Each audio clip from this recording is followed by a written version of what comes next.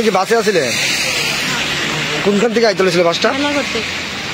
আমরা মেলা করতে আইছি। বাসটা কিভাবে অ্যাক্সিডেন্ট হয়েছে এখানে? আমরা তো কইতে পারতেছি না, বই আসছিলাম। তারপরে দেখি এই গাড়ি রাইতেছে, আর এই গাড়িটা এইটারে এমনি আগে করছে, আর এটা এদিকে চালাইতেছে, চালাইয়া করে এদিকে যায় কাটতে গেছে। ড্রাইভার আছে না, ক্লিন করে দিচ্ছে। তারপরে আমরা বিশ্রামগঞ্জ যাই যাবো, পদ্মনগর এসে এমনি তো করছে, আমরা করে আসতে চালান এক সময় কাটতে গেছিল। তারপরে আবার এদিকে খুলছে মন্দিরে গেছে, আমরা গাড়ি সবাই বুঝাচ্ছি যে আসতে চালান এমন মেলা করতে কিছুক্ষণের মধ্যে আগে পড়ছে গাড়িটা, ড্রিম করে দিচ্ছে। তো এরপরে এমন করে বুঝতে পারে আমরা তো সব মহিলারা চিল্লাচিল্লি করতেছি। তারপরে কি ড্রাইভার আছে না, জানালাটা খুললে ছেড়ে লাভ দিয়ে গেছে, লুকাই গেছে। এরপরে কইতাম পারতাছি না স্যার। কেমন মানুষ আহত হয়েছে নি?